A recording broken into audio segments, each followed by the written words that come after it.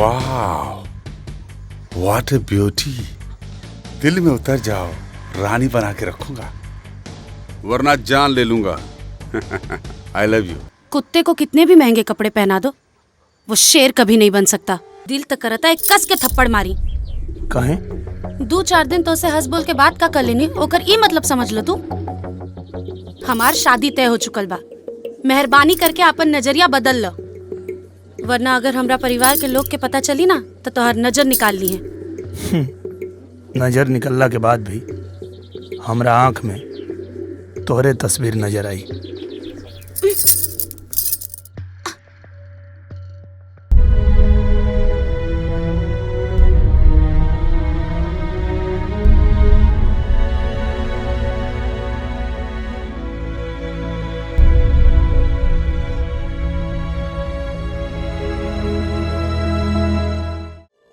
कौन इतना जल्दी बाकी जानते हो बहुतारू भलवानी जी? निराहु के भाई, हाँ निराहु के भाई, निराहुआ के ब्याह तय कर देनी। हाँ अरे भौजी, खानदानो ऐसन कि बस नाम सुन के सिट्टी पिट्टी गुम हो जाए। वक्रतुंड महाकाय सूर्यकोटि समप्रभा। जजमान परिवार कैसा लागल? इनमें पंडियो जी के बहुत बड़ी योगदान बा। अच्छा माने कि रउआ लोगन के पास हमरे बेटा का ब्याह करावे के अलावा कोनो दूसर काम नहीं खे ना? नहीं खे, तू जा सीधे घर जा, हम आवा तारी तोरा से बतियाए। चला जा। नहीं खे। हाँ चिड़किया ढेर बढ़ गेल बा, कोटी दे हटा। हाँ? ए जजमान, बुढ़िया ब्याह में दिक्कत ना नु करी? बुढ़िया माने भौजी ब्याह में दिक्कत ना नु करी है? इतना बढ़िया घर बार ना मिली। ना ना, रउआ चिंता जिल करी, माँ भगवती के आशीर्वाद बा, कृपा बा। ये मिता, हाँ भौजी के मिजाज हमरा कुछ ठीक नहीं बुझा। हम तोरा घरे ना जाई, तू है दोनों आदमी जा और भौजी के देखा। अरे कैसे करा के गाँव वाला मुखिया बना देलक डरपोक। अरे जा। ठीक बा, जा जा। चली बिहाने आ जाइए। बाकी मान ली कि वो लड़की के ब्याह करे खातिर हम रुआ लोगन से कहत तनी, तो आगे चल के कोनो दिक्कत ना नु होई? दान दहेज वाले कोनो बात नहीं है नु? अरे रउआ चिंता जिन करी पंडित जी। अरे ऊ का होकर बापो ब्याह करी, ब्याह होई तो होई। एक बार लड़कों से तो पूछ ली। अरे का पूछ ली? हम ओकर बाप है कि वो हमार बाप है कि हम पूछ ली ओकरा से? हाँ कि ना? अरे बू का देखले बारू, जा बुलावा ओकरा के। खुद ही फैसला कर लेती, तब बक बक करत रहली। बस अपने के टाइट रही। बेटा घरे में नहीं खे। अरे गोइल होई कहिया वारागिरी करे है? अरे नहीं खे जी, देखी ना चिट्ठी लिख के गइल बा। चिट्ठी? पढ़ी तो तली पंडित जी। शादी करे से पहले ओकरा से पूछ लेहल जाला जेकरा शादी करे के बा। आ शादी तबले हम ना करे जले अपना पाँव पर खड़ा नहीं हो जात। और शादी के इतना जल्दी बा तो बाबूजी से कह दे माई कि खुदे शादी कर लेस। हाँ? आई व्यवहार से तंग आके हम खुदे आत्महत्या करे जा रहल बानी, वो बड़का बगीचा। अरे वो सोचत का बानी जी, जाई हमार बेटा आत्महत्या करे गइल बाटे। अरे दुनिया के पहला आदमी बा कि मोरे की जगह बता के गइल बा। अरे जाई न रउआ। हम जात बानी। जाई न। हाँ हम जातनी। जाई। ससुर के नाती कही के। क्या करो? अरे लटके उठके से डराई लू, तब पेरवा काट जब ससुरा दबा के मर जाई, बुझलू? हाँ। अब लेकिन भौजी तू कुछ कहो, हमार दक्षिणा तो फिक्स बा। वो कैसे भैया? अब शादी होके चाहे श्राद्ध, पंडित के दक्षिणा तो मिलबे करी। महाराज जी क्या करते?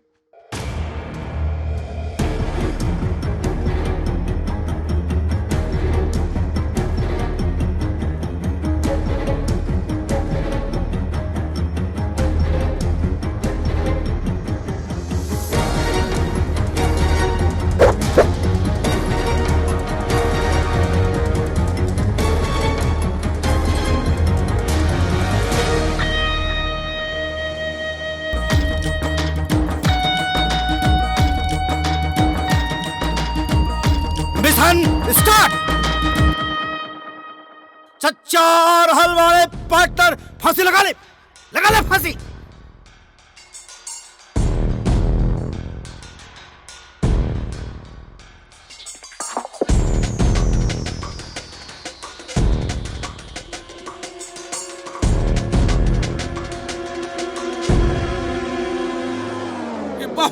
दुख देले बा हमरा के। आज ससुरा के हमरा छोड़ा बहुत सताइले अरे बा हमरा जायदा। के ना। हाँ हाँ देखा जान देता ससुरा जान देता है। चाचा चाचा देखा देखा देखा देखा जान देता। रुका रुका रुका रुका बाबूजी आज हमके मत रोका, आज हम जान दे दे। जल्दी फसरी लगाओ। लगाओ फसरी, जल्दी फसरी लगाओ। अगर ना लगेले नू तो पिरवा काट दे, ससुर वही में दबा के मर जाइबे। अरे रुका न मर्दे, बेटा नु बापन। अरे का बेटा आती रही मुखिया, एक से एक खातिर हम तंदुरुस्त लड़की खोजली, पर तैयो ही ब्याह खातिर इनकार कर देवेला। देखा देखा पगलेट बाप के तंदुरुस्त लड़की खोजे तारा पहलवानी करावे के बका। हाँ हाय देखा माँ बुढ़ाड़ी हो गई। अरे घर में खाना क्या बनाई? अरे हो जाए न बिया, रुका न। पगला गेल हो का चाचा? तोरे खाना के चिंता लागल हो, हमारे करे गाना के चिंता लागल हो। हाँ समझा। बुढ़ऊ तो के पता ना हो कि कितना प्रतिभावान लड़का हो। गाँव तो छोड़ दा, पूरे जवार के नाम रोशन करे वाला बा। हे चाचा एक बेर तनी हमारी अखिया से देखा, देखो लड़का कितना ऊपर जाए वाला हो। बहुत ऊपर बहुत ऊपर। ए बाबू हाँ। एकरा तो आज ऊपर जाही के बा। एकदम बेटा तैयार हो जा जल्दी। ए लगाओ जल्दी फांसी। जान ले बा, एको पतो खातिर जान ले बा। इतना प्रतिभावान लड़का एक बेर ओके स्टार बन जाएगा तो एक पतो तो छोड़ा, चार चार पतो वाला के तोरे घर में बैठा दे। अरे चुप सारे। अरे रुका रुका मर्दे, अस्थिर रहा। अरे रुका न मर्दे। तापमान हाई है और मौसम का मिजाज देखते हुए भगले में भलाई है। तुमको मरना है मर, हम चले अपना घर। ओके बाबा। नहीं तोड़े के काट दे, खुद मर दे के हम तोड़े के मारी। सारे अरे रुका न मर्दे। गलती हो गई, वो चढ़ाइले रहला खानवा हमके। बाबूजी गलती हो गई। अच्छा तू जा का बा मुआ भी आकर ले बाबूजी। अरे रुका रुका न मर्दे। अरे वो लड़का न तो मुखिया तू चुपचाप रहो। आज हम एकरा के छोड़ब ना, ये हमरा के बहुत तंग कइले बा। तू मरबे कि ना मरबे? ऐसे औलाद से बेऔलाद रहती मुखिया तो अच्छा रहे। अरे रुका।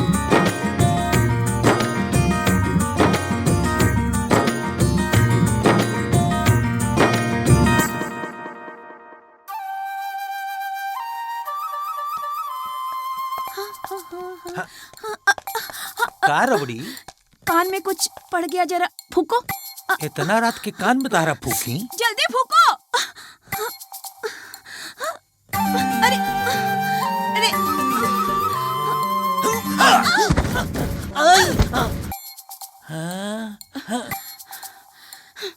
फूकने को बोला, चुमने को नहीं। तो फूकते रहो। हाँ अरे नाक में घुस गया। फूको। अरे चल, अरे अरे फूको जल्दी।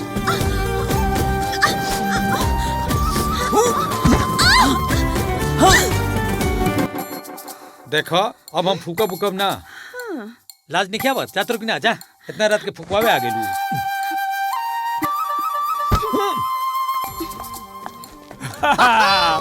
बारे पंडित जी। अरे बुरी राम हो पंडित जी, तू मंदिर मंदिर छोड़ा, हाँ। सीधा बॉलीवुड ज्वाइन कर। अरे बाप रे, जवान बहुत चुम्मे के चुम्मा होत रहे। इमरान हाशमी के फेल कर दे तू। एकदम। कान में फूकत रहनी, चुमा चुमी ना करत रहनी। अच्छा तो हाई देखा, ई देखा, ई देखा तारम कान का भाई? बाप रे ई बाप। देखा। फूका थवा के चुमा थवा।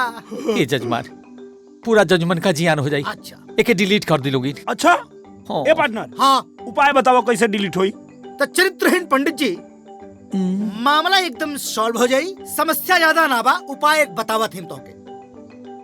हमारा पार्टनर के बियाह नहीं खे करे के। अब चाचा के तू कैसे मैनेज करबाई? तो हाल लुकाउठा हमने के ना। हम चाचा के मैनेज कर दे।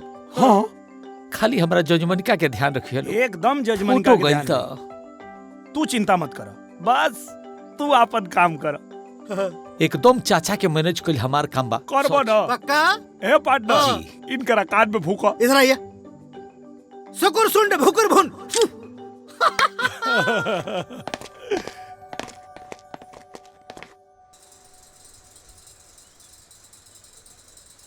अरे ठीक से पूजा कर ला, मांग ला ऊपर वाला से कि तुहर कुपातर के जल्दी से जल्दी का बिया हो हो रहल जाए। बा? हाँ, प्रणाम पंडित जी, प्रणाम। प्रणाम।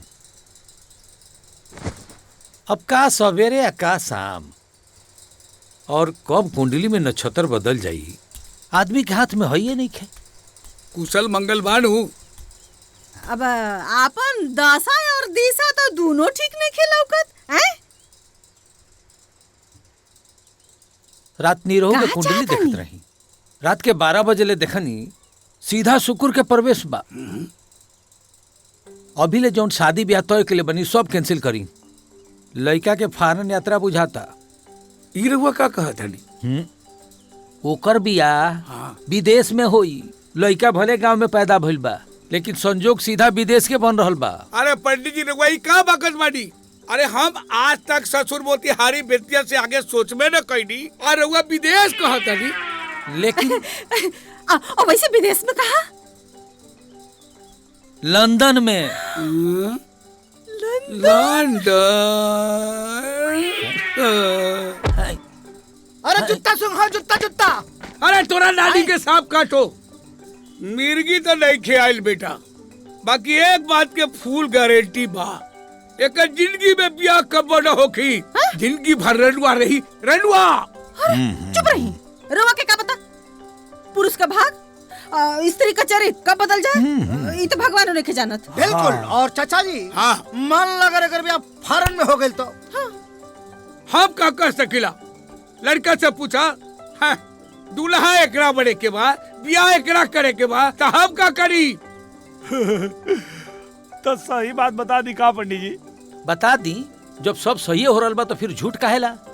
दुल्हिया आई हो लंदन से।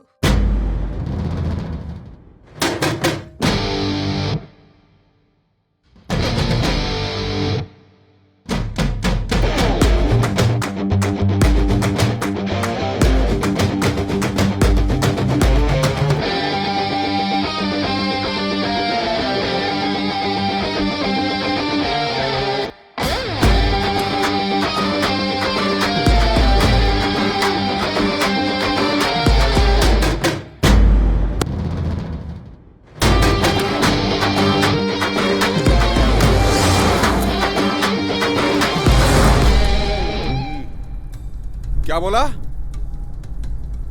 मुझे उसकी लाश चाहिए। देखते ही मार दो उसको।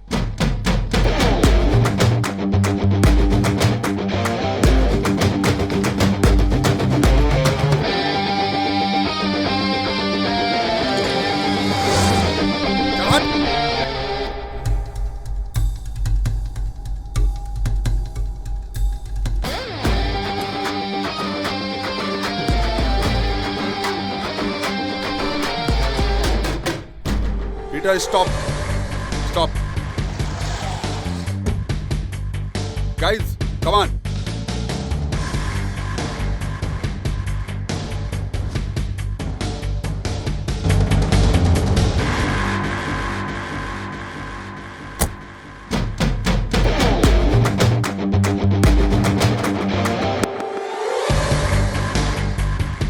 Wow. What a beauty. दिल में उतर जाओ, रानी बना के रखूंगा, वरना जान ले लूंगा। I love you. हाँ या ना? Not at all. कुत्ते को कितने भी महंगे कपड़े पहना दो, वो शेर कभी नहीं बन सकता। सही बोली। चल तुझे 7 दिन की मोहलत देता हूँ। डोली में बैठने के लिए तैयार हो जाओ, वरना अर्थी उठने में देर नहीं लगेगी। बाप की ताकत पर अकड़ ठीक नहीं होती है। कुछ ताकत अपनी भी पैदा कर लो, शायद कोई लड़की पट जाए। और जहां तक रही मेरी बात, मैं तो अपना जूता भी तुम्हारे सर पे ना रखूं।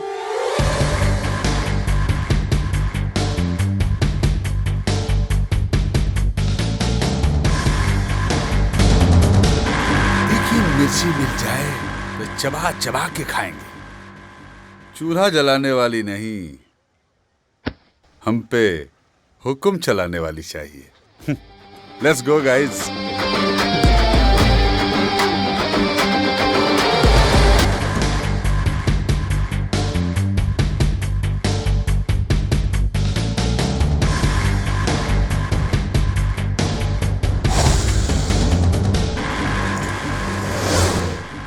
हम आपका बात सुन ले ली, लेकिन ब्याह शादी कोई लड़कन का खेल ना हो, और ये लड़की के भी पसंद आए कि चाहिए, खाली हमरे कहे से ना हो जाए।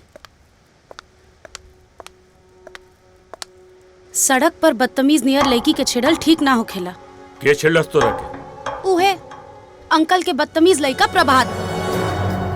ओकरा के छेड़छाड़ ना बेटी प्यार कहल जाला। वैसे भी बेटा के जीत बाप के शान बा। शादी के दिन तय करी, वरना। बिटिया तू अंदर जा, ले जाए के अंदर, वरना का हुई? वरना ताकत के आजमाइश हुई। अपन बेटी के संभाल के रखी और हम अपन बेटा के। पर ई देश में देसी पहलवान के बा वो पता चल जाए। इस सवाल के जवाब खुद ढूंढी लोगन।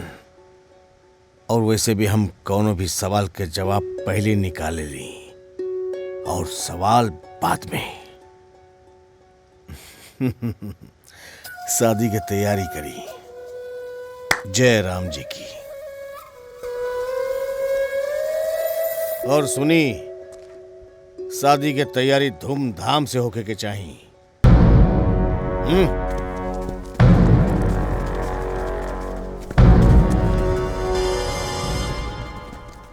ये नालायक के बेटा हमार दामाद ना बनी, वरना हम बेटी के साथे जान दे देब। तू चिंता मत करा, हर शेर के ऊपर सवा शेर होला। हम ही भैरव का ऐसन काट निकालब कि बिहार के आदमी से तका वहां के माटी से भी डरे लगी। हम विदेश में पाओ चप्पल पहन के ना, आपन चमड़ा सड़क पर घिस के जमोले बनी। परू हवे के विशंभर सिंह।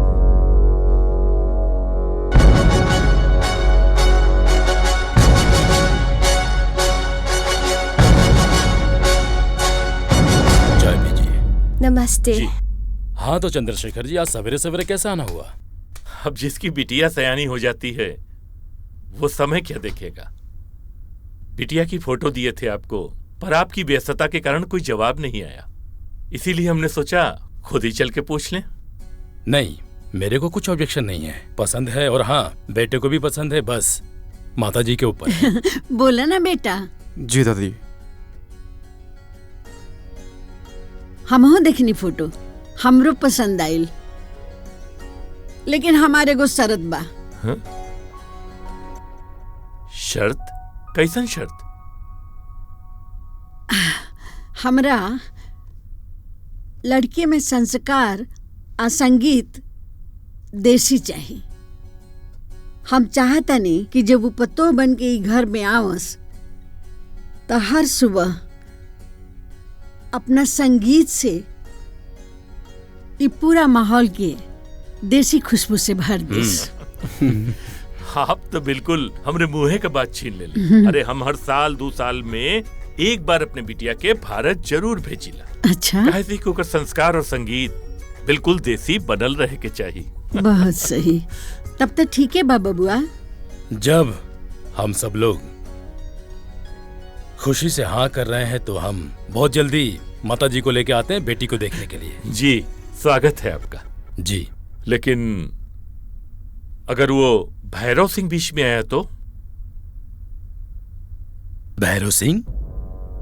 चंद्रशेखर जी, जब किसी के पांव में कांटा चुभता है ना तो कांटा निकाल के फेंक देते हैं, पांव नहीं काटा जाता है। टेंशन नहीं लेने का। ठीक है, हम निश्चिंत हैं। तो ठीक है माता जी, हम चल रहे हैं। अरे चाय तो पी के जाइए। अरे ना, ऑफिस जाने में देरी हो जाएगी। अच्छा प्रणाम। जी प्रणाम। चलते हैं। खुश रहो।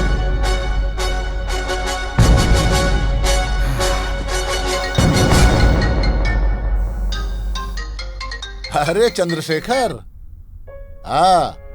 हाँ भैया प्रणाम। खुश रहा बाबू, खुश रहा। का हाल बा? ना यहाँ सब ठीक बा। एगो खुशी का खबर देवे के बा। हाँ बोला। वो का हो कि हम जूली का ब्याह तय कर देले है। अरे वाह, ये तो बड़ी खुशी के बात बा। बधाई हो बाबू, बधाई हो। मगर भैया एगो शर्त बा। शर्त? अरे नाना, ऐसा कोनो बात नहीं खे। बस उ लड़का का दादी चाहत कि लड़की के भारतीय संस्कृति और परिवेश का, संगीत का सबकर अच्छा खासा जानकारी होए के चाहिए। तो हम यही लिए चाहते कि जूली के थोड़ा दिन आपके पास भेजते, ताकि थोड़ा सा वहाँ का संगीत सीख ले और थोड़ा रहन सहन सीख ले, संस्कार सीख ले। और का रहे के तो यही जाबा ना। अरे ई कौन बड़ बात बा हो। ओकरा के 1 महीना खातिर जा भेज दा, सब कुछ सिखा दे। ठीक बा भैया, ठीक बा। तो हम ओकर सब तैयारी करके आपके फोन करत थे। अच्छा अच्छा, आवेदा आवेदा। ठीक बा। घर पे सबके प्रणाम। खुश रहा। अच्छा, फोन रखत है भैया। ठीक बा, ठीक बा। जियत रहा। केकर फोन रहल हा जे रउआ इतना खुश हो गई नी? अरे चंद्रशेखर के फोन रहे। जूली बिटिया गाँव आ रहल बिया। जायदाद में हिस्सा लेवे के? अरे भगवान, वो यहाँ संगीत सीखे आ रहल बिया। फिल्म में काम करी है? एकदम दिमाग से पैदले बाड़ू। ओकर शादी तय हो गई बा, आ वो यहाँ संगीत सीखे आ रहल बिया। और एक बात के ख्याल रहे, ओकरा के यहाँ 1 महीना रहे के बा, और 1 महीना के खातिर आपन मुंह बंद रखी है लोग। वो कैसे? ऐसे चुप।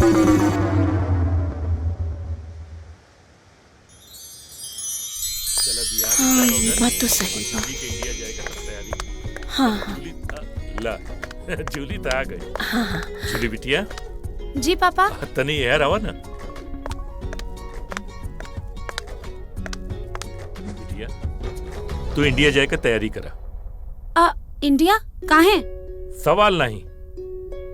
देखा कहो कि अगर भैरव और प्रभात से पीछा छुड़ावे के हो, तब बिशंभर सिंह के परिवार से बढ़िया परिवार हमनी के लंदन में ना मिली। लेकिन पापा, वो प्रभात से डरे के का जरूरत बा? डर ना बेटी, डर ना। हमनी की इज्जत का सवाल बा। वैसे भी विशंभर के परिवार के तू अच्छी तरह से जाने लो। बस वो लोगन का एक गो डिमांड बा कि उनके परिवार के होके वाली बहू के संस्कार, संगीत दोनों में भारतीय परंपरा होवे के चाहिए।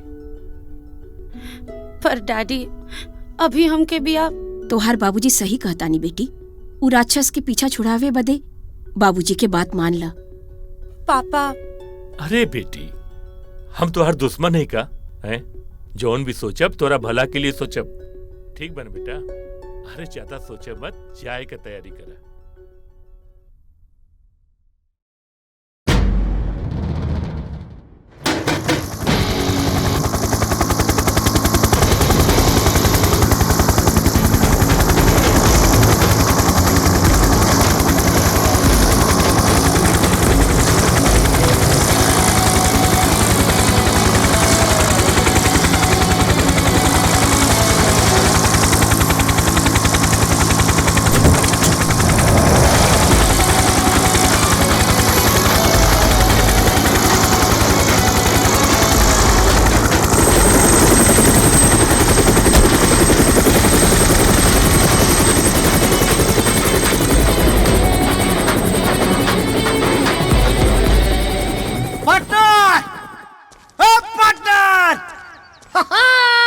पार्टनर, कैसन चिल्लाता रहा? खेत में भैंसा घुसल बा का? अरे महाराज, भैंसा वैसा ना घुसल हो। अरे गांव में लंदन वाली लड़की आ गई बिया। अरे हाँ, दिन में सपना देखल उल्लू के काम हो, आदमी के ना। तहरी आँख से ना देखनिया, अपनी आँख से देख क्या बतानी। भुवर भुवर बार और गोर बदन, अब बदन पे काम का पड़ा। गांव में बवाल मचल हो महाराज।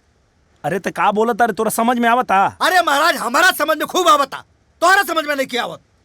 अरे मर्दे, बाबू साहब का भतीजी जमन लंदन वाली बिया गांव में आ गई बिया, और गांव जवार में हंगामा मचल हो महाराज। तोहरा विश्वास नहीं की हो तो चल के देख लो। कहाँ रे? अरे रबड़िया की ब्यूटी पार्लरवा में।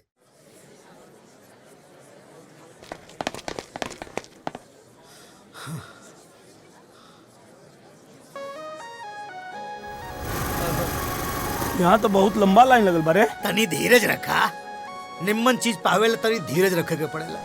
हाँ।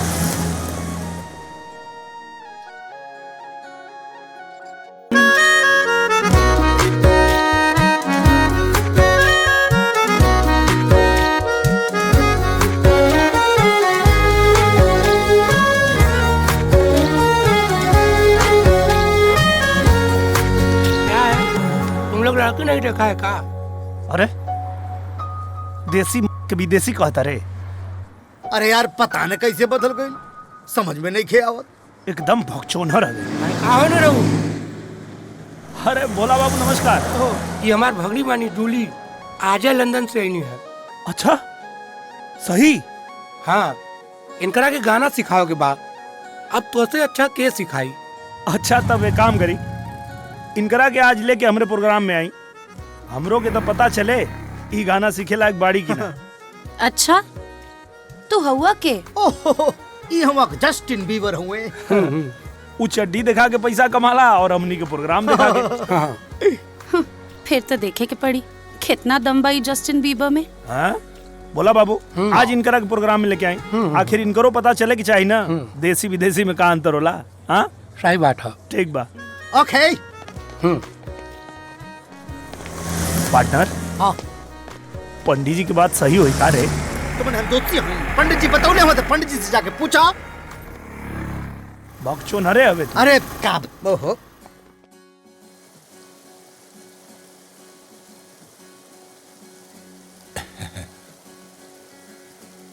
तोहरा के रूप में देख के जी खुश हो गई बिटिया। और टीचर भी मिल गया। और का साथे साथे संगीत के पढ़ाई भी शुरू। जूली बिटिया एकदम बदल गई बिया। और ना तक का। ए भोला एगो फोटो खींच के चंद्रशेखर के भेज दा, उहो देखते रह जाई। एमे तो हमारा चेहरा आवत है। अरे मामा ऊपर एगो बटन हुई, दबाई ना। ई दबावा। हाँ मुस्कुरावा।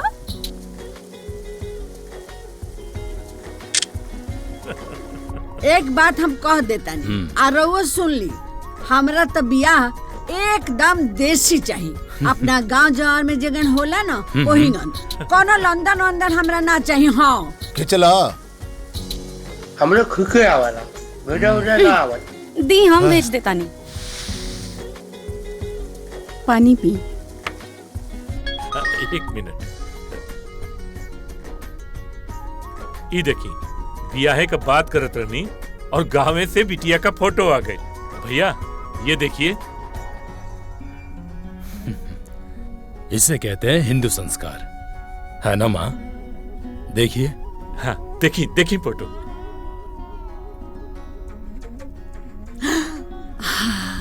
अरे ई तो बड़ा नु निमन लड़की बिया। ए बबुआ हमरा तो ये पतो चाहिए, ई लड़की जेकरा घर में जाई वहाँ तो दिन दुगुना रात चौगुना उन्नति हुई। और बउआ के जल्दी बियाह करो। चंद्रशेखर जी जल्दी से हमारी बहू को बुला लीजिएगा। जी जरूर। ठीक बा। हम जाके अब सब हाँ, तैयारी हाँ, में लग एकदम जाते। एकदम तैयारी करें। प्रणाम भैया। प्रणाम प्रणाम। अरे अब हम तो खुश हो ना माँ? हाँ बाबू हम तो बड़ी खुश बानी। एकदम बुझाता जैसे हमरा भारत देश में हम चल गए। पार्टनर अगर तो ऐसा ही मेहनत करत रहले नु तो वो दिन दूर नहीं खे जब हम तो के सिनेमा लाइन में पहुंचा दे। क्या बात कर? यस देख तो के ते पता बटवे किया कि लड़की फुल इम्प्रेस भी है। हाँ? बस बाबू हाथ जोड़ता नहीं कि ते अपन दिमाग मत लगाई है। अच्छा कहे से कि जब ते अपन दिमाग लगावे ले तो कुछ न कुछ गुड़ गोबर जरूर होला।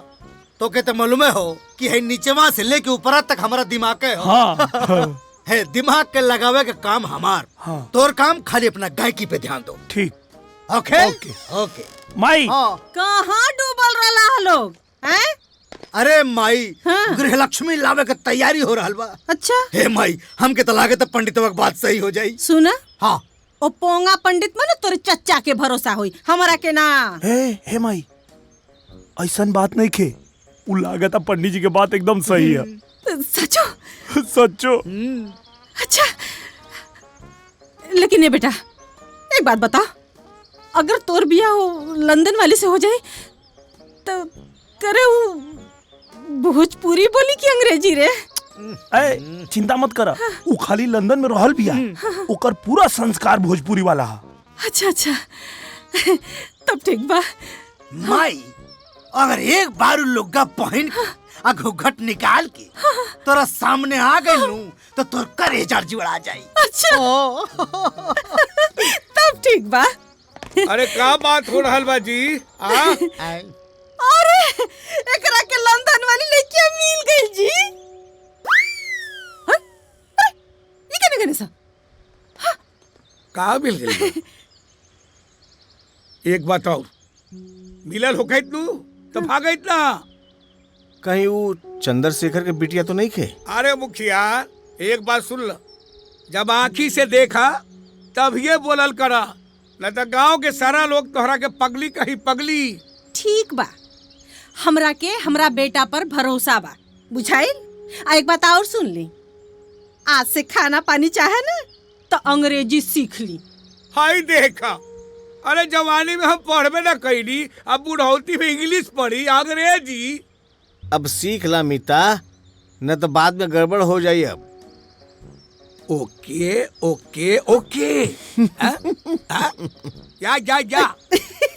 ठीक है ठीक है। सुना, हमनी के दोनों आयल बाड़ी घूम के टूटी। का टूटी? तेरी के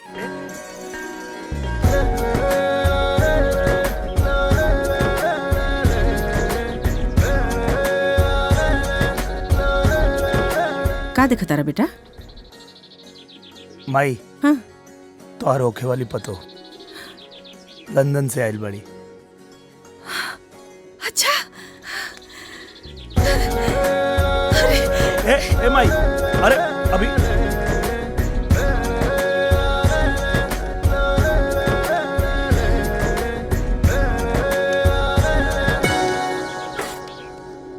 बड़ी सुंदर बिया हमरा बेटा को पसंद।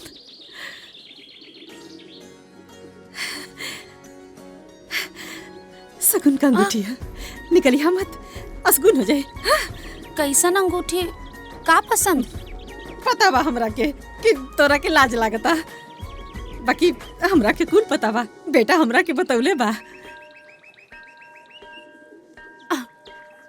के बा अपने के बेटा?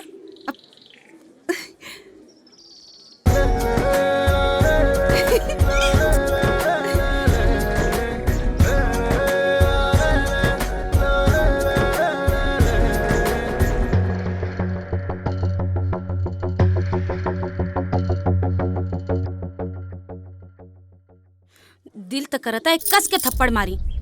काहे? 2-4 दिन तो से हंस बोल के बात का कर लेनी, ओकर ई मतलब समझ लो तू।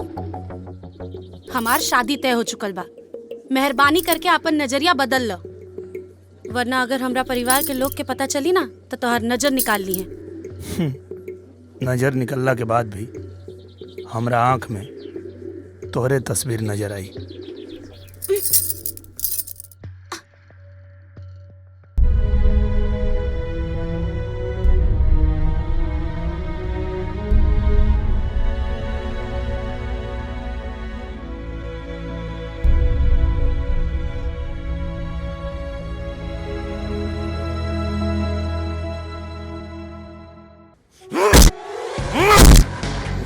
जूली को इंडिया गए इतना दिन हो गया, तू मुझे अब आके बता रहा है? उसकी वजह से रातों की नींद और दिन का चैन खो गया।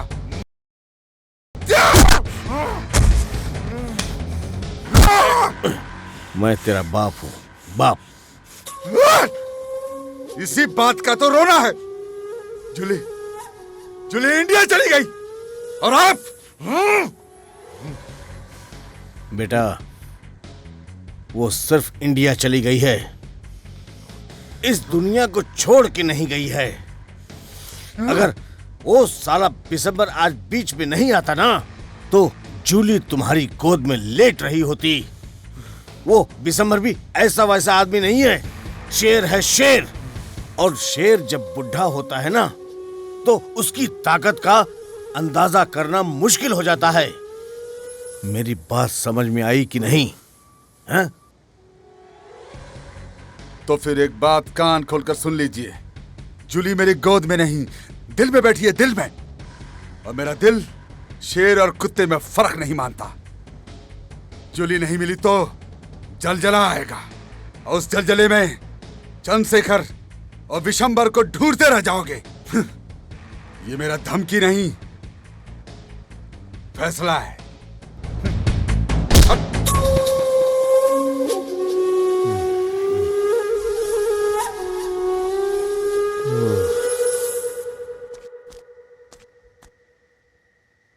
का भेल रे? मुंह लटका के कहाँ बैठल बड़े? कुछ ना यार। अरे तो कुछ बोलबा कि मौनी बन के बैठल रहबा? अरे यार, जूली की शादी तय हो अरे गई। तो शादी तय भइल बानू, भइल त ना बा। अरे तो दूसरा के खेत में लात डालल भी तो ठीक नहीं खे। अब मान ले खेत करम जरुआ निकलल तो गर्म जरुआ मतलब? कभो कभो कुछ लोग सरकारी खेत के भी छेक के आपन कहे लगेला। कोशिश करे में का जाता महाराज, आई हम चाहे जाई लो बेदा आई।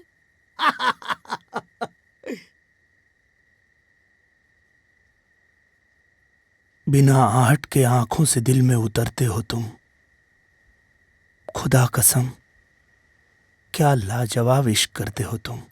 अरे सरवाई का करता रे? अबे झंडू तोरा के ना ओकरा के कहता नहीं। चलाओ बैठ। हाँ।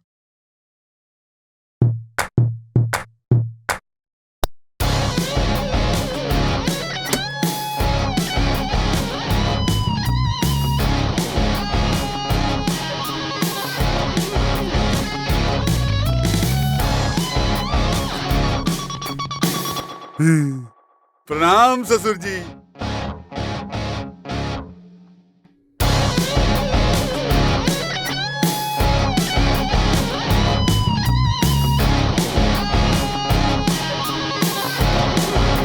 मैंने प्रणाम किया और आपने आशीर्वाद भी नहीं दिया।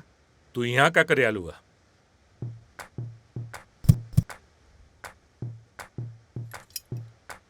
मैंने सुना जूली को आपने इंडिया भेज दिया।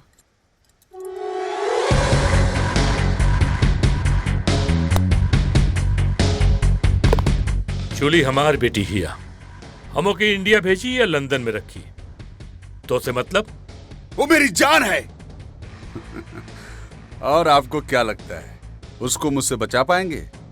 हम अपने बिटिया के तो से बचा भी ले और तो से अच्छा लड़का से होकर ब्याह करके भी दिखाई।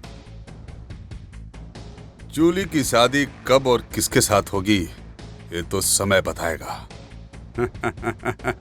ससुर जी।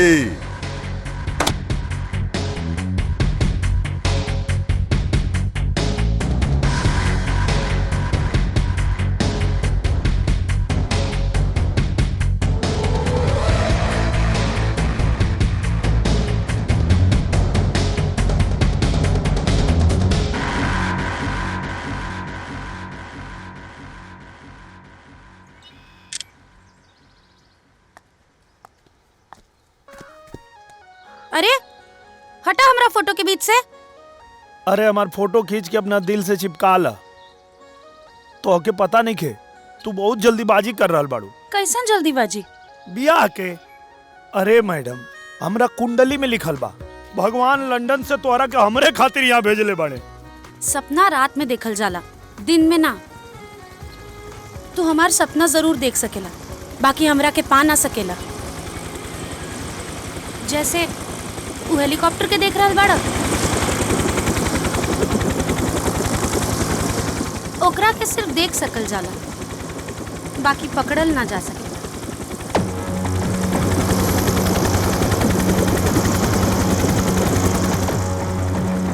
हाँ? अरे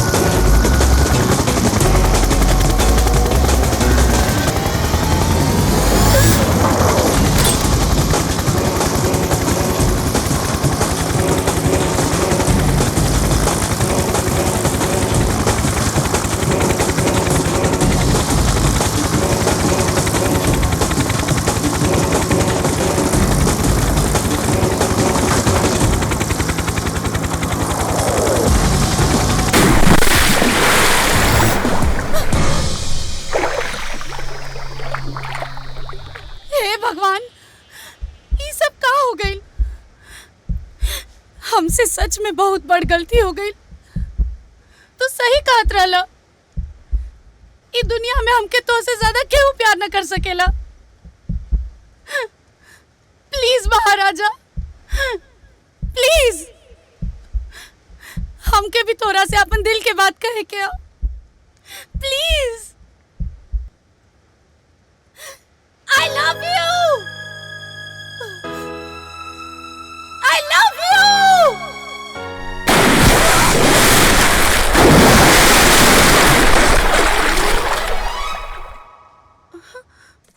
नमस्कार विशंबर बाबू। अरे बिटिया के शादी तय भी कल हला और अपना चाहने वाला के न्योता भी ना दिहला। ये तो बहुत गलत बात बा।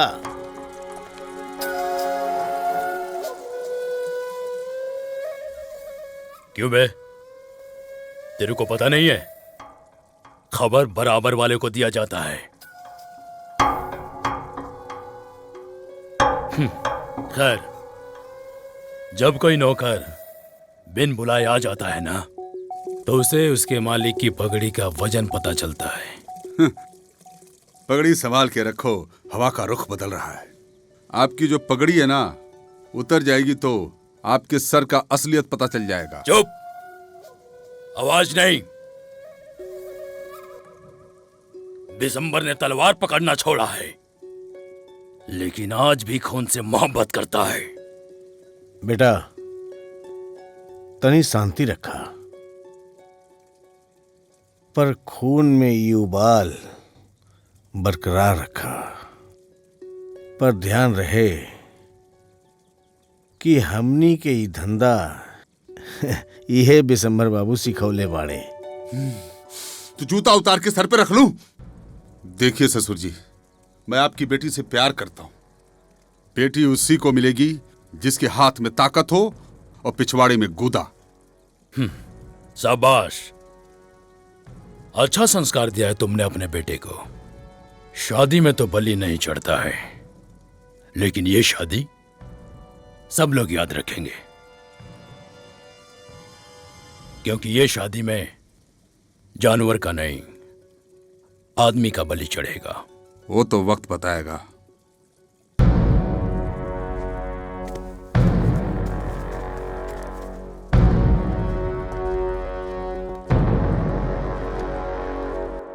इच्छा पूर्ति माई के साक्षी मान के हम तोहरा के आपन बनावतानी। यहाँ जौन कुछ भी मांगल जाला सब पूरा होला।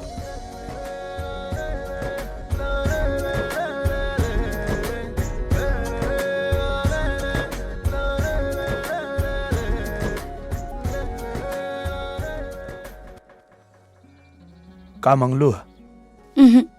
जब पूरा हो जाए ओकरा बाद बताइब। तू भी अपना खातिर कुछ मांग ला। हम का मांगी? जब माई हमके बिना मंगले ही सब कुछ दे देले बाड़ी। आगे का करे के बा? समय पे छोड़ दा। समय हमनी के जीवन के कोनो न कोनो किनारा पे जरूर लगाई। मिलन होखे या जुदाई, तोहार स्नेह हमेशा याद रही।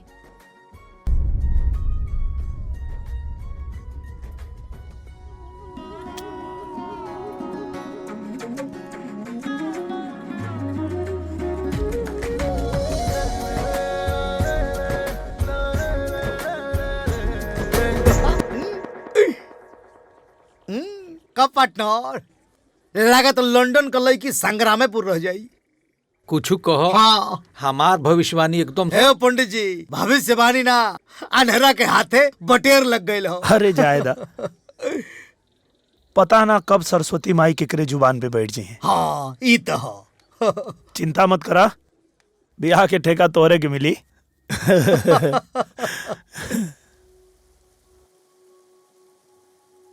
हर बात के झूठ मान सकीला, बाकी अपना आंख से देखल चीज यकीन करे पर मजबूर करता। और मजबूरी ना चंद्रशेखर जीजा जी के पगड़ी के निरहुआ के डूटा के नीचे लेके जाई। ओकर चिंता अपने के करे के जरूरत नहीं खे। पापा से हम बात कर लेब। लेकिन ओकरा से पहले एक बार चंद्रशेखर के जान और ओकरा सम्मान के बारे में जरूर सोची है जूली।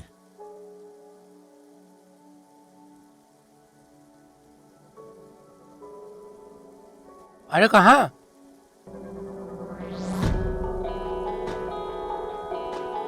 सामान बांधे।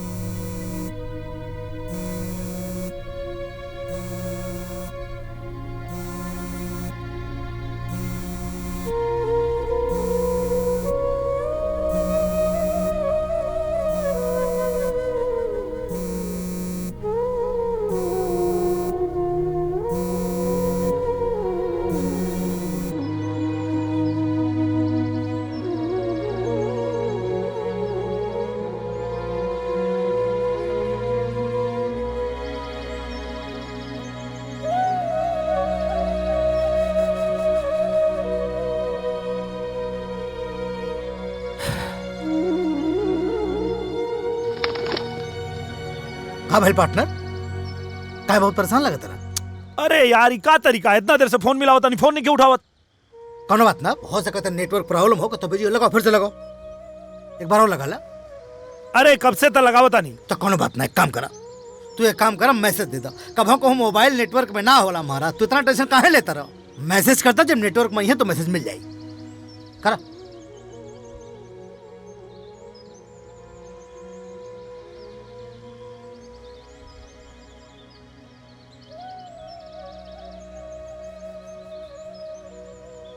बस कॉल में अर्जेंट हो गई, कर दो। अब इतना टेंशन मत ला महाराज तू।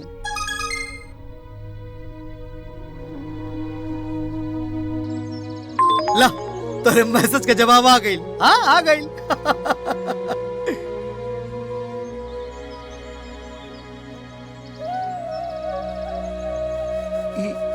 ये कहा यार? ये कैसे हो सकेला महाराज? प्यार नहीं करती हूँ मतलब? ई कहा? टेंशन मत ला।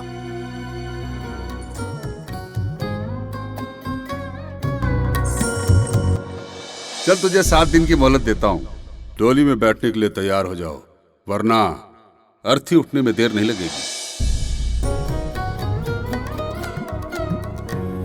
लेकिन पापा, वो प्रभात से डरे के का जरूरत बा? डरना बेटा, डरना हमनी की इज्जत का सवाल बा।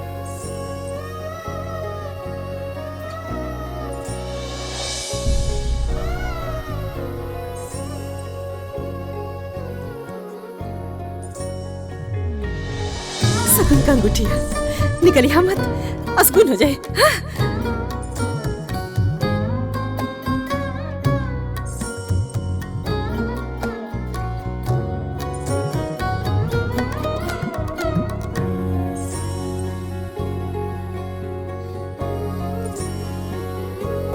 ठीक से जइया बेटा, और वहां पहुंचते ही हमके फोन कर दिया। बड़ा खुशी भई रहे।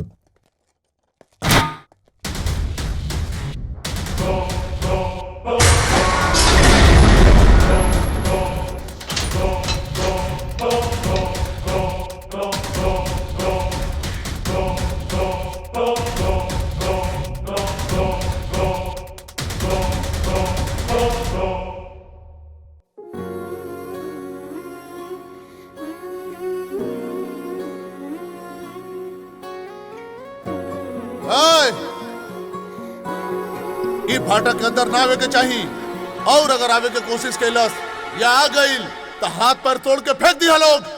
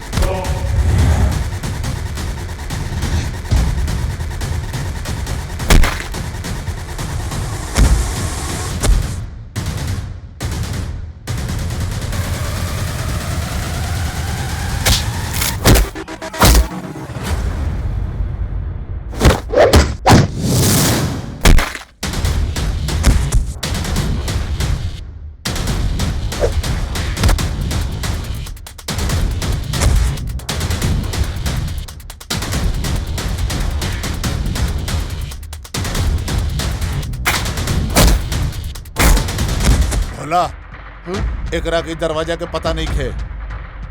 अगर ये अंदर आ गई ना तो हम जीजा जी के दिल से बाहर जा मारे के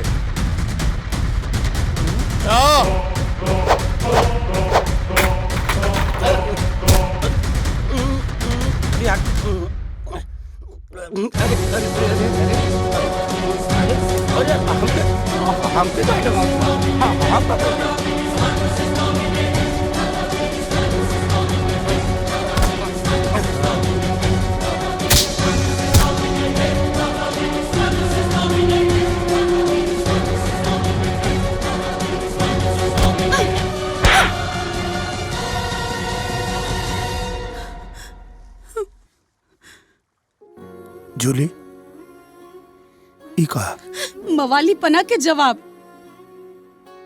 हमरा दीवानगी के मवाली पना के नाम बता। जिंदगी दाव पे लगौले बा ना, तोरा दीवानगी खातिर हम अपना परिवार के जान दाव पे ना लगाई। जिंदगी ठीक बा, तो एक बात याद रखिया, जीवन एक मिलल बा, वो तोहरा ऊपर निछावर कर दे। या तो प्यार परवान चढ़ाई या तो तोरे चौकट पे मर जाए। आशिकी लोग याद रखे, वो काम कर जाए। राय एकरा कितना मारा सन कि एकर आशिकी के भूत एकरा देह से पसीना ना खून बन के बाहर निकले।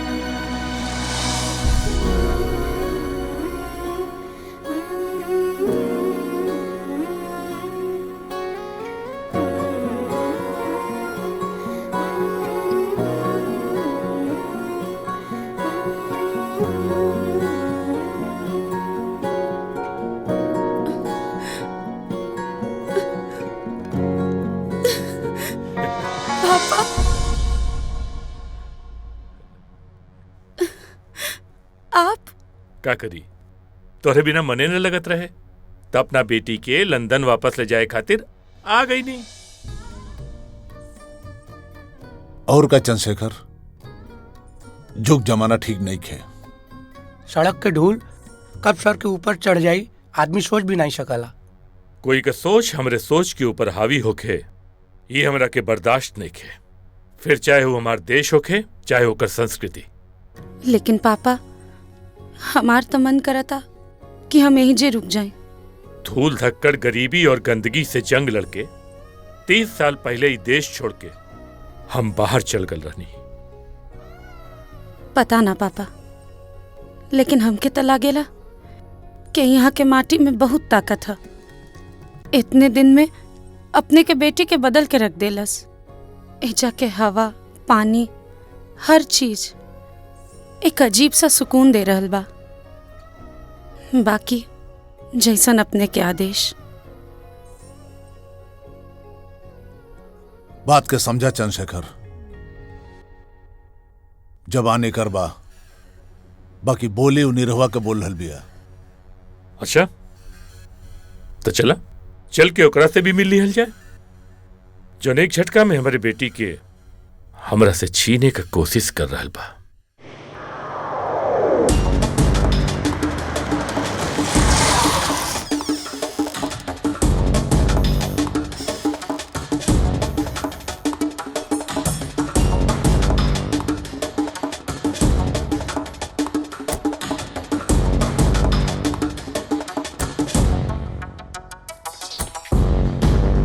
अरे प्रणाम प्रणाम चंद्रशेखर बाबू। प्रणाम। आई आई आई आई बैठी बैठी। हाँ। चंद्रशेखर बाबू रउआ कब आईनी? आए के तो न रहे, बाकी अपने के बेटा बुलवा लेलस। अच्छा अच्छा।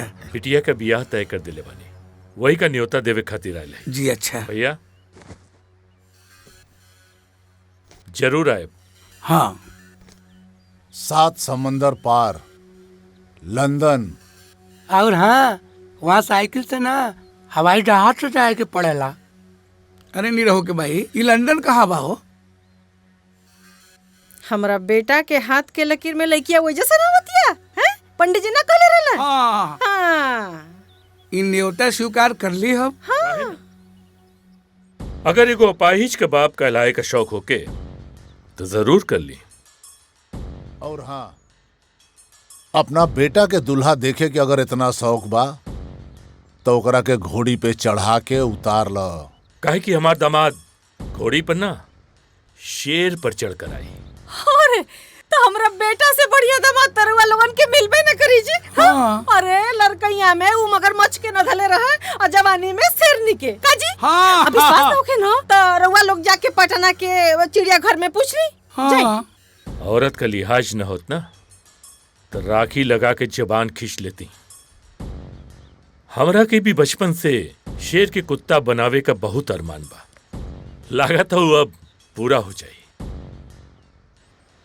और एक धमकी या हिदायत न समझी, चीख से यहां से लेके लंदन तक एगो रस्सी बन जाई।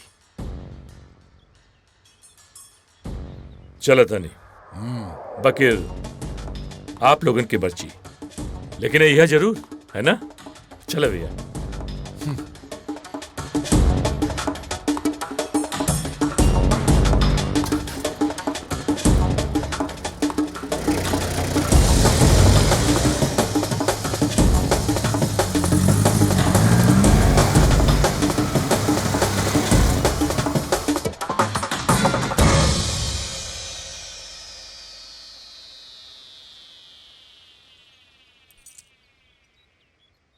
के रहल बाबूजी? कुछ नहीं बेटा, बस तोहर ससुर आला ना अन्यथा दे के बिना चाय पानी कैले ही चल गई ना। ऐसे भी बेटा बेटी के बाप बेटी के घर के पानियों न पिएला, काहे कि पानी पिए से नर्क में जगह मिली। जीवन के फैसला करे में तो हम कमजोर पड़ गई नहीं।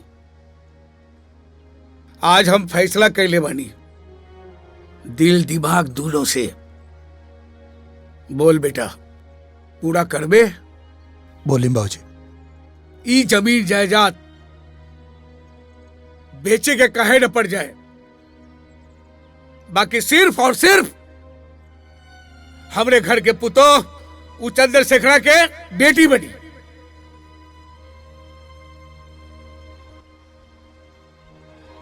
अब बता दे ओकरा के कि लंदन कोनो 7 समंदर पार ना निरहुआ के घर के पिछवाड़े बसला, जवन दरवाजा से नहीं खिड़की से लौकला। हाँ पार्टनर चलो बोलो लंदन।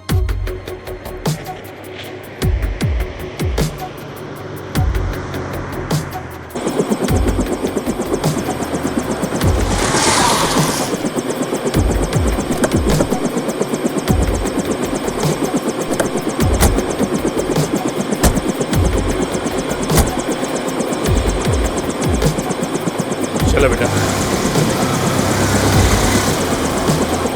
यहाँ ले चलाई।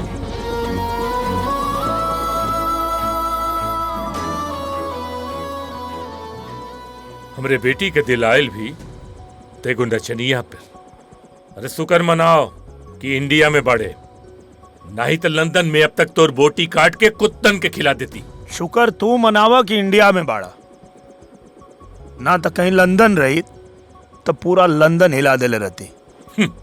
सपना रात में देखल जाला, दिन में ना। अरे भूल के भी लंदन का रुख मत ली है, वरना बस एक बार रास्ता मिल जाए, एक कदम में तुहार लंदन नाप दे। अरे रास्ता भी हमरे जैसे लोग बनावेला, तोरे जैसे ना।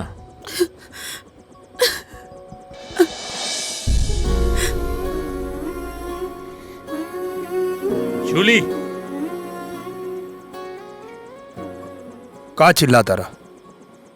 हमरा कुंडली में लिखल बा कि हमार दुल्ही लंदन से आई।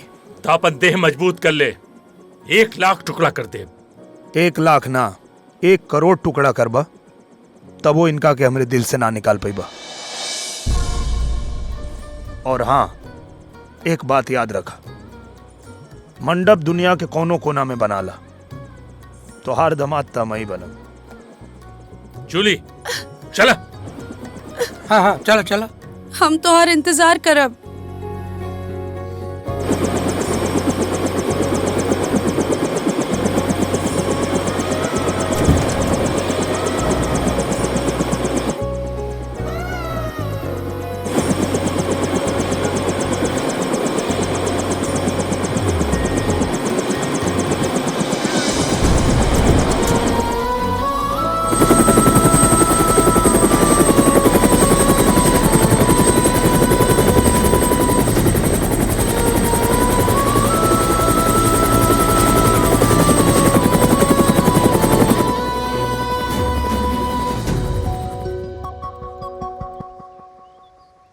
टोटल 250 बराती हुई।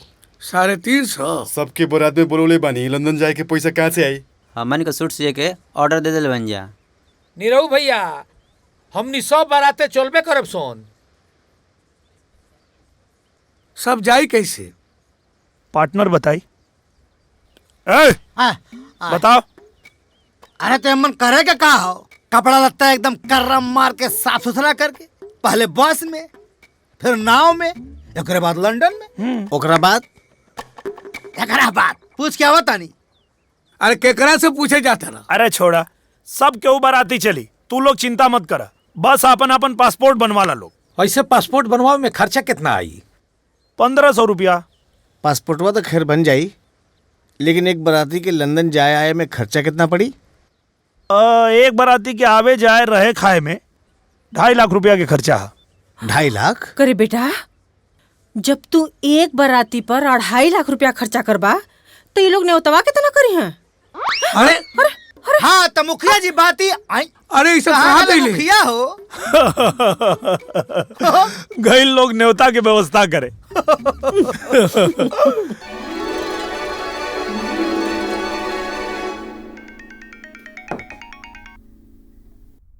हाँ भैया प्रणाम। खुश रहा बाबू, सब हालचाल ठीक बा। और सुना, अरे आवाज में तनी बुलंदी लावा हो। और बिटिया के शादी आराम से करा जी। कि वो सब वीजा पासपोर्ट में अझुराइल बढ़न सन। अरे भोला अपना आंख से देख के हमरा के बतौले। और वैसा हम बताई ना कि लंदन कोनो जोश के बल पर ना, पैसा के बल पे जाला। आई है उन्हें सबके पास नहीं खे। हाँ भैया, अरे अगर यही तरह सोच के हर आदमी 7 समुंदर पार कर लेता ना, तो गांव का हर आदमी लंदन में ना हो। ठीक बा भैया, ठीक बा, प्रणाम। खुश रहा। का बात भइल? तुहार लड़की के आशिक के हवा निकल गई। बेटी, अब तोहू सपना भूल के हकीकत पे जिया, आपन नई जिंदगी शुरू करे के कोशिश करा। वो कहो न कि हकीकत और सपना में बहुत फर्क होला। हकीकत ही लंदन बा और सपना गांव। एकदम सही कहानी है पापा, लेकिन अपना बेटी के एक बात याद रखे, माँ बाप के बस औलाद के पैदा करे के अधिकार होखेला, भाग्य लिखे के ना। और हाँ, हम एगो मर्द से प्यार कैले बानी, कौनो ना मर्द से ना। बेटी,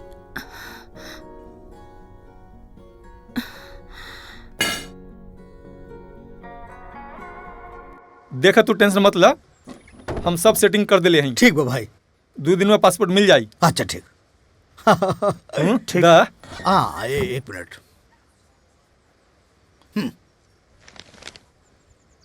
और ये गिना मत, बाद में देख लिया। हाँ ठीक बात। 2 दिन। नमस्कार, प्रणाम। अब महाराज तुम्हें काहे गिरौले हवा? परसों पासपोर्ट मिल जाए, बस लंदन जाए खाओ। फ्रॉड ना ना महाराज, तू सबके हमारे कैटेगरी में काहे जोड़ा यार? हाँ साहब, कैसे करके वीजा करवा दी साहब, हमारे पार्टनर के जिंदगी के सवाल है साहब। साहब हाथ जोड़ता नहीं, ज्यादा तो ना हो पाए, गरीब आदमी है, बाकी थोड़ा सा रख ली साहब, करवा दी बस। आप बस पासपोर्ट लेकर आइए, वीजा लगाने का काम हमारा है। अरे thank you sir, thank you. हो जाएगा, धन्यवाद हो जाएगा। फोन देख, फोन देख। Hello Julie. अच्छा, अरे तू चिंता मत कर। हाँ, आज बात होगी साहब से, 2 दिन में पासपोर्ट आवता, ओकर बाद वीजा लग जाई। हाँ ठीक बा। चलो बोलो लंदन।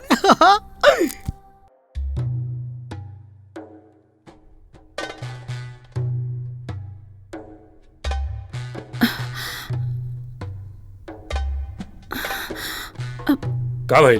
कुछ ना। दम रख दा।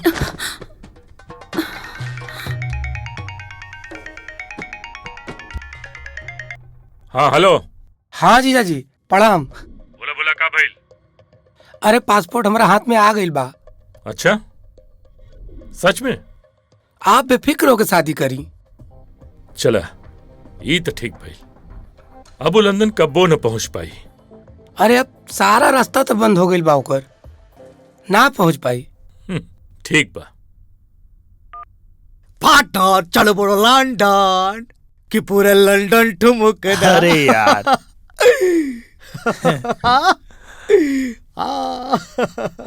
आ गए। हाँ भैया फटाफट पासपोर्ट निकल, हम लोग बहुत जल्दी हो।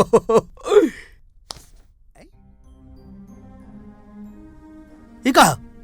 देखिए हम हाथ जोड़त हई, आपके हुआ से पासपोर्ट बनवा ली, ये हमसे ना हो सकेगा, माफ करिए। पागल आदमी हो है? बड़ा बेदिन में हो तो देखा था का कहा था? बेदिन हूं ना, बेदिन तू हवा। सेटिंग हो गई। ये सेटिंग भैला। अरे मर्दे हम तो तेरे ऊपर विश्वास का नहीं है पार्टनर है। अरे मर्दे धोखा दहलस है पार्टनर, सुना हो है?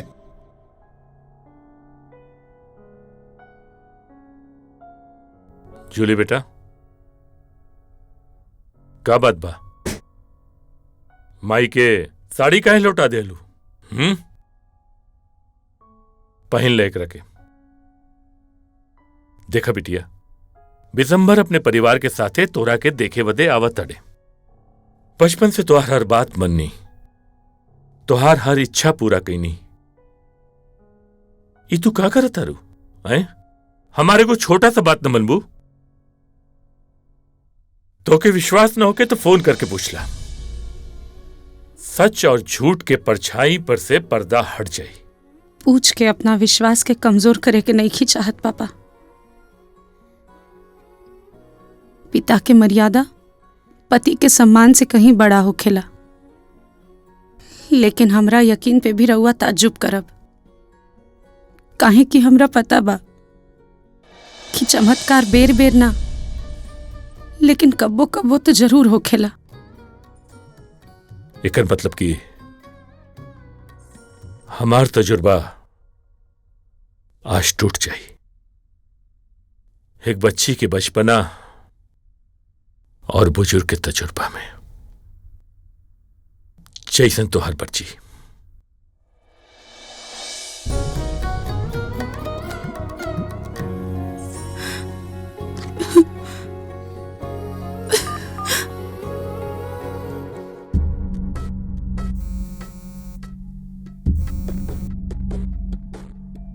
हेलो हेलो नीरू, हम लखन बोला तनी।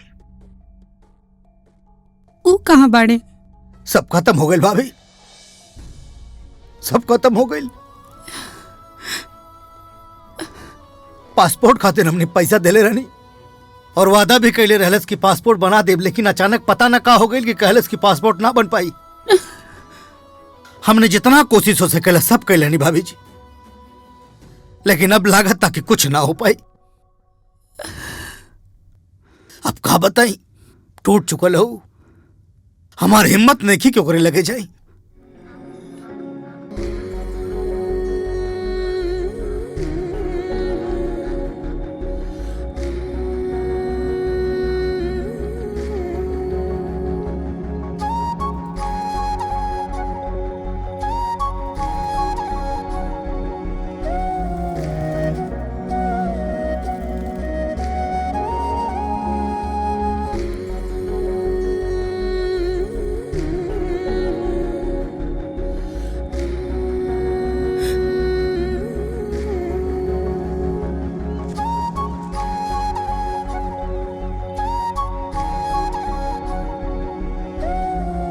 जूली बिटिया,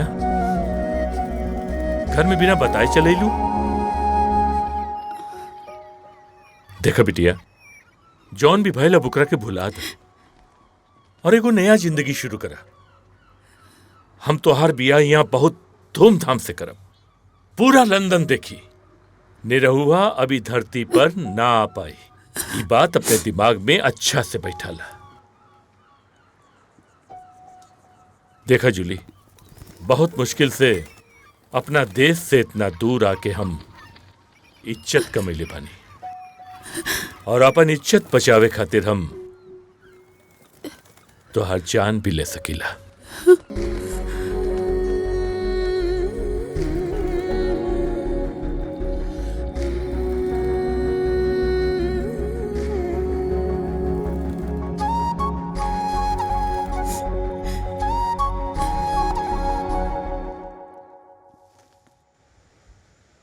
सुन बे, जूली मेरी है, समझ रहा है ना? हाँ, जूली मेरी है, जूली मेरी है, जूली। बेटा, बेटा, ये सब क्या है? इसे प्यार का नशा कहते हैं बाबा। हाँ, हट हट। Look at me Prabhat, look at me. एक इतनी सी लड़की तेरे लिए बड़ी हो गई बाप के सामने है? घंटा का बाप, जो बाप अपने बेटे की छोटी सी हसरत पूरी नहीं कर सकता, काहे का बाप बे? हैं? काहे का बाप? हाँ बेटा छोड़िए, जाइए, कल जूली की मंगनी है, जाके आशीर्वाद दे के आइए। और कुछ तो कर नहीं पाएंगे ना?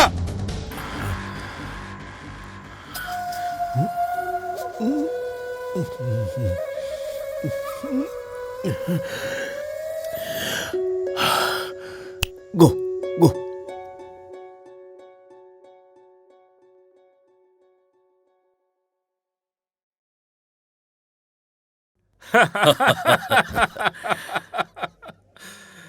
प्रणाम माता जी। प्रणाम प्रणाम। आपके भारतीय संस्कार, संस्कृति, समाज पसंद बना। हाँ। तो हम भारतीय समाज के हर आदमी के अपना पार्टी में बुला ले बानी, जी। और खुद भी भारतीय परिधान में बानी। हाँ। I like it। Thank you. अरे वाह, रउआ तो बड़ा नीमन लगता नहीं। अब बुझाता कि हमनी के भारत के हैं जा। हाँ। बैठी ना, हम बाद में बैठब, पहले हमरा पत्तों के बुला दी। काहे ना, अब ही बुला बतानी। तनी जूली के त ला, बिटिया तो खुदे आवतिया।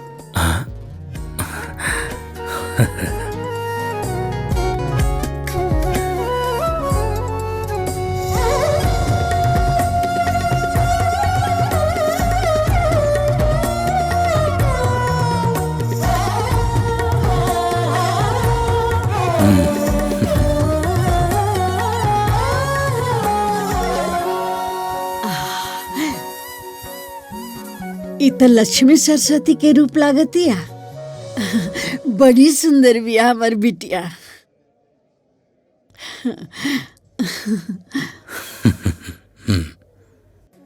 केहू के नजर ना लगे के।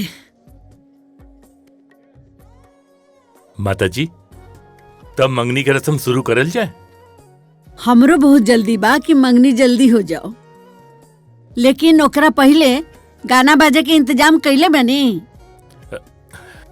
वो तो जल्दीबाजी में हम कुछ न कर पैनी, बाकी पियाहे में अच्छा सा इंतजाम जरूर कर दे। चंद्रशेखर जी, उसका टेंशन मत लीजिए। मंगनी का गाना बजाना मैं ऑर्गेनाइज कर चुका हूँ। आओ बेटी, बैठा। बैठिए आप लोग।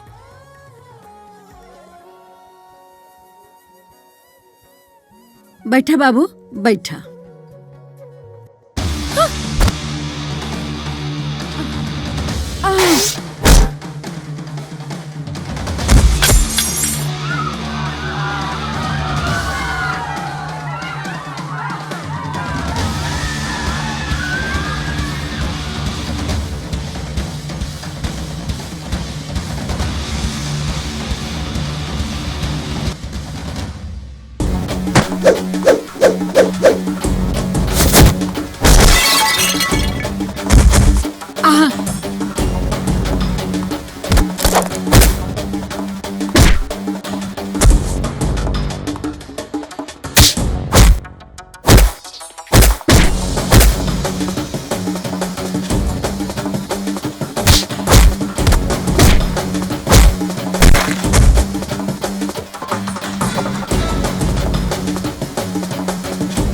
तू यहाँ?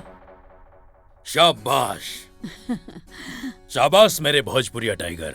नाच गाने के साथ साथ फाइट भी अच्छा कर लेते हो। धन्यवाद सर।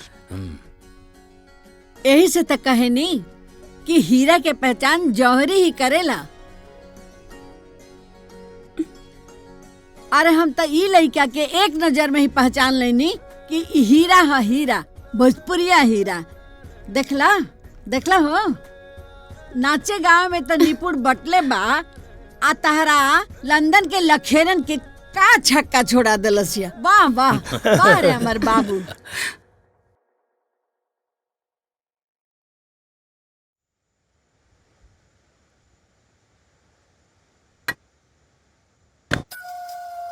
डैड, मैंने सुना है कि आपने जूली पर अटैक करवाया।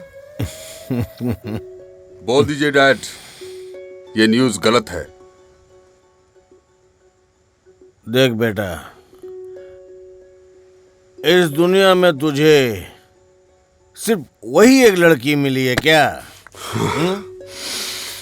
उससे भी ज्यादा खूबसूरत लड़कियां हैं इस दुनिया में। तू किसी पे भी उंगली उठा दे, मैं कल सुबह ही तेरी गोद में ले आके रख दूंगा, समझा? डैड, आप समझते क्यों नहीं? मैं उससे प्यार करता हूँ, और जूली जैसी इस दुनिया में कोई भी नहीं।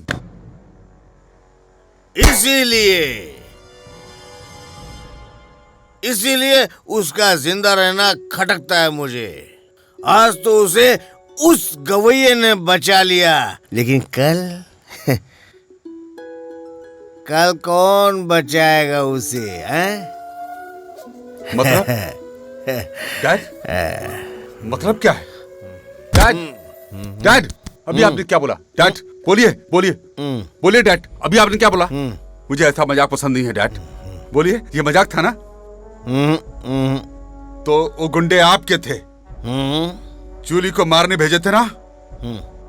डैड, जूली मेरी जिंदगी है डैड। डैड, नहीं बेटा, उसकी मौत के बाद तेरी असली जिंदगी शुरू होगी। देख, एक बेटे की खुशी उसके बाप से ज्यादा कौन जानेगा? कौन जानेगा? और एक बात सुन, अब उसे कोई बचा नहीं पाएगा, यहाँ तक भगवान भी नहीं। सुना तू? भगवान भी नहीं बचा पाएगा।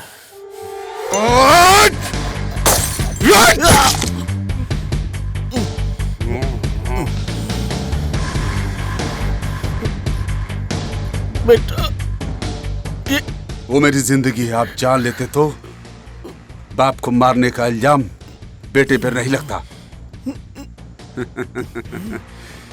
Good bye dad. Love you dad.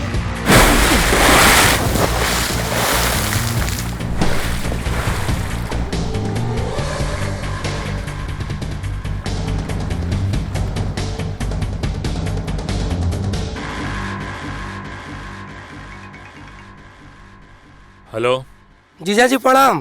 प्रणाम राहे तो बोला। एगो छोटा सा काम तू लोग न कर पैला हैं? इतना पैसा भेजी ला यहाँ से हर महीने हम तो बहुत कोशिश कैले रहनी है, कैसे पहुंच गल वहाँ? तो कैसे यहाँ आ गई और आइल ताइल घरे तक पहुंच गई। पूरे समाज पे हमारी इज्जत का ऐसी तैसी कर देलस। अरे हम तो बहुत प्रयास कैले रहनी है जीजा जी। का कोशिश कर ला तो यहाँ तक आ कैसे गई? ठीक बा, अब हमके जौन समझ में आई ना हम करब। रखा फोन। सरवा कैसे पहुंच गए?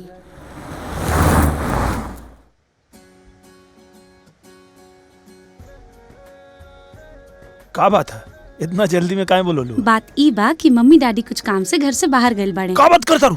अरे छोड़ो, हम तो सोचनी है कि तोरा के लंदन घुमा दी। नो अच्छा, तुम दोनों को लंदन में घुमाऊंगा, इसी बहाने इनका कर्ज तो थोड़ा कम हो जाएगा। चलो लंदन में घुमाता हूँ।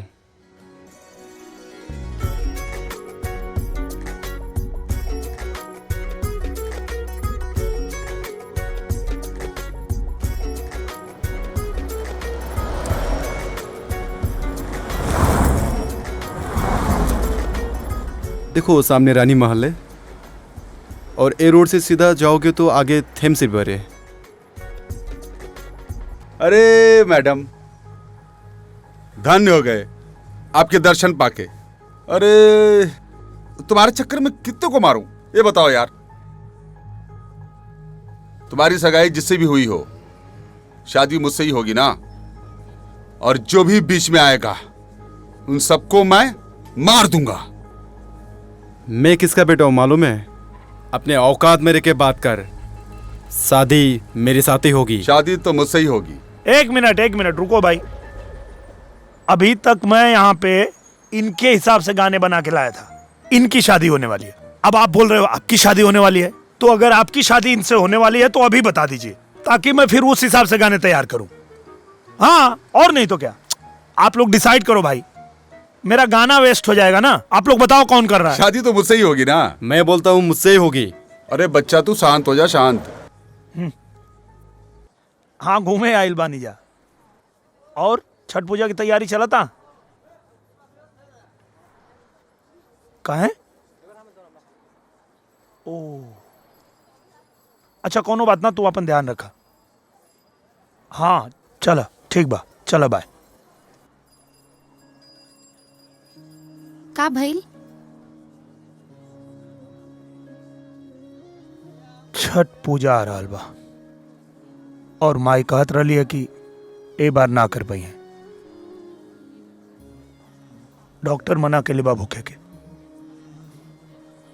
पहला बार ऐसन बा कि हमारा घर में छठ नहीं के होत। चलो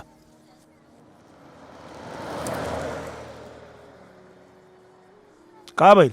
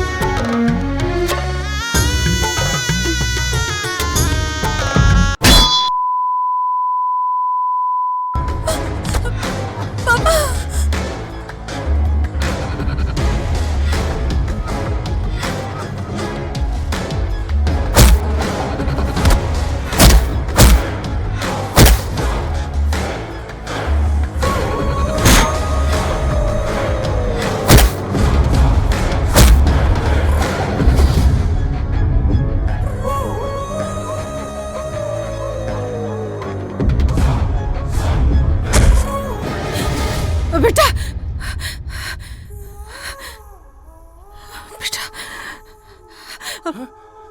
का भेल भाई? आप हमारी बात कराइए पापा। हमारा बेटा संकट में है। सब ठीक हो जाए, कुछ ना हुई, तू शांत रहा। बेटा संकट में। फोन उठाओ।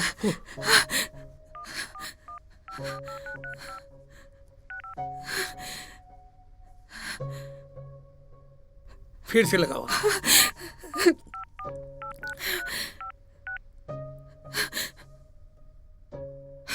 नहीं के लगा? बाहू के लगावा। हाँ लग गई का?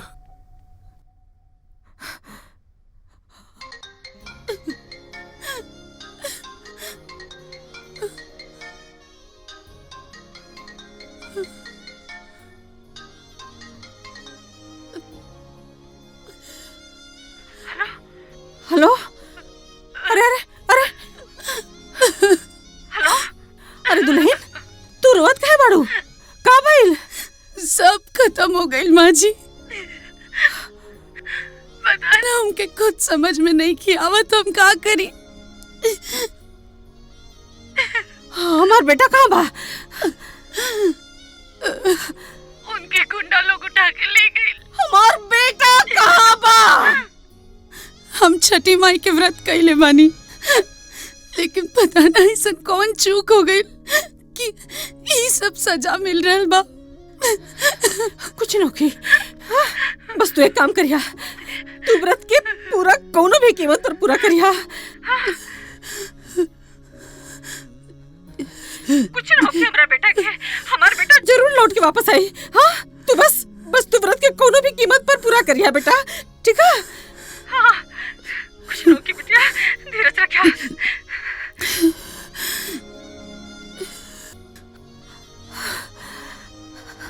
का भइल? हाँ का भइल हमरा बेटा के? कुछ नहीं हमरा बेटा के, कुछ नहीं हमरा बेटा के। ठीक बा, हमारा बात के जवाब छठी माई दी है।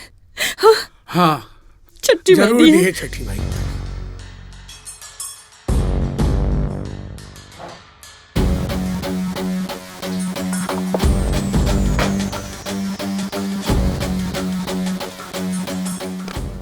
हाँ तो बेटा, उस लड़की के बारे में सोचने से पहले एक बार तो पता करता कि उसकी शादी किसके घर में होने वाली है।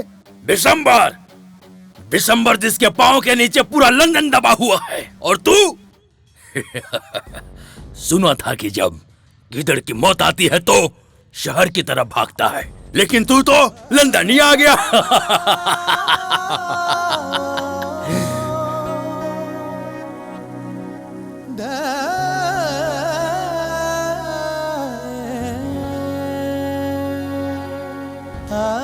बबुआ, ये बिहार नहीं लंदन है, लंदन, समझा?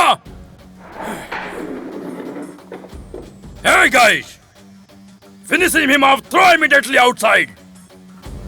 Quick!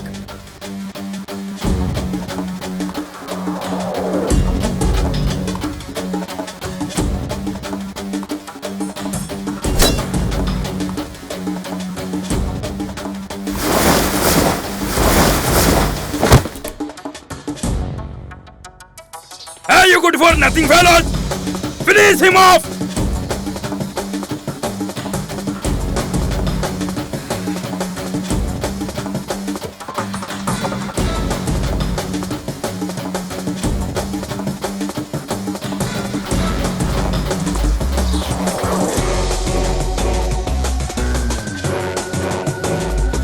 Finish him off!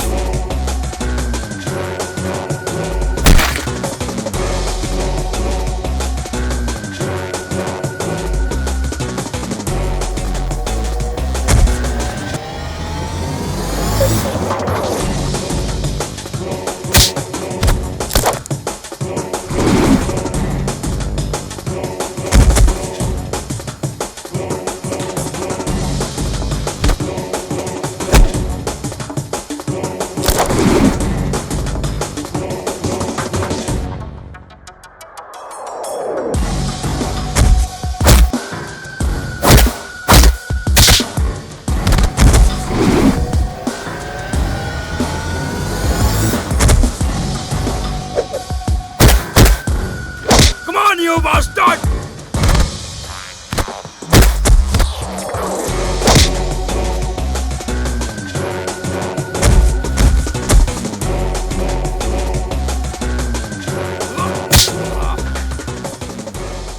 क्या बोले थे? यह बिहार नहीं है, लंदन है। लंदन हो या बिहार, हम रिश्ता निभाते हैं।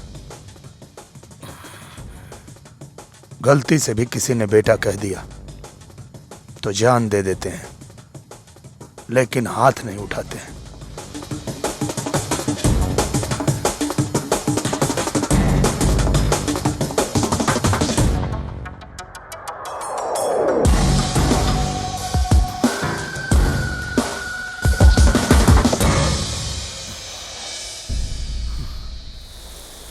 हे छठी मैया, जौन अरग हमरा पति के देवे के चाहिए मजबूरी में हम दे रहल बानी।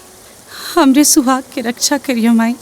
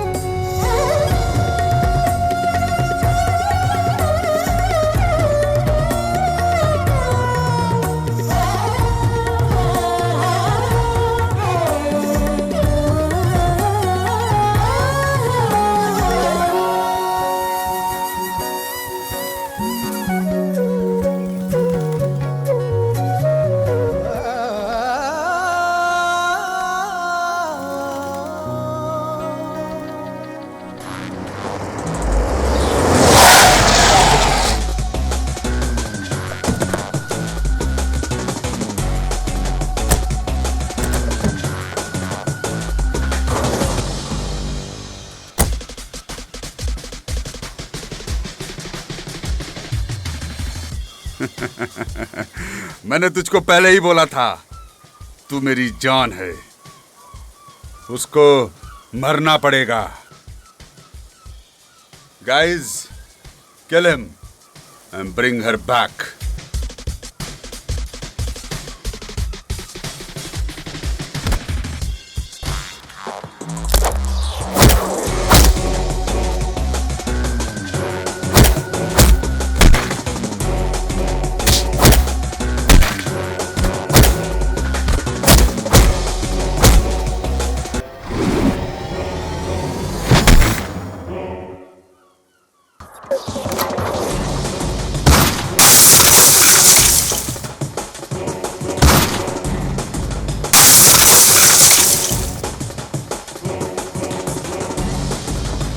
You black ships, catch them!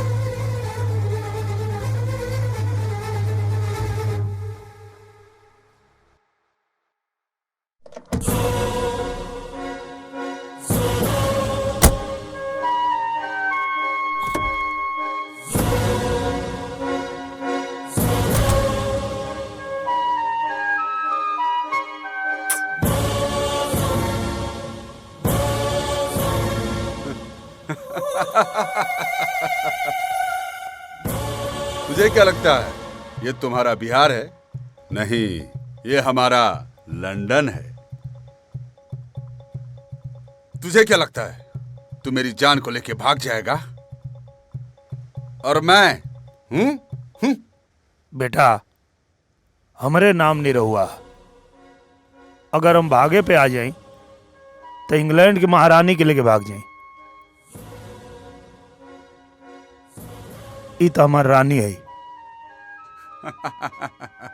Guys please kill him.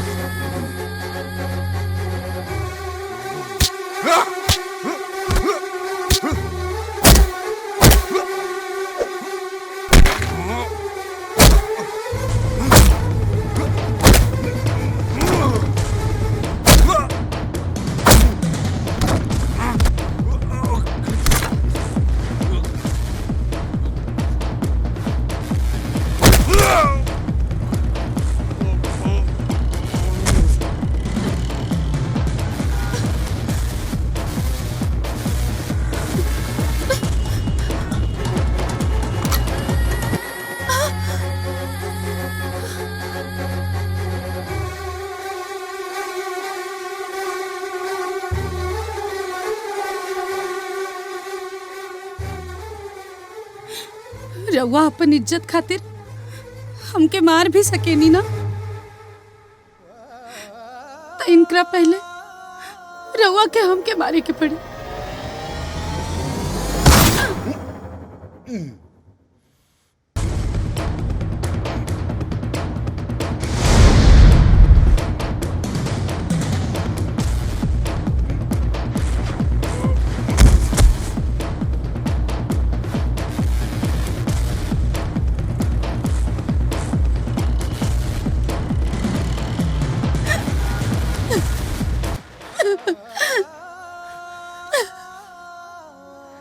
हमके माफ कर दे बिटिया। ना पापा। अरे कोई बाप अपने बेटी की मार सकेला का? आवा बेटा आवा, हम तो हार भी गुनाहगार है, तो हमके माफ कर दा। चलिए आवा निरहुआ, हमरे बिटिया खातिर तो से अच्छा वर कब्बो न मिल सकेला।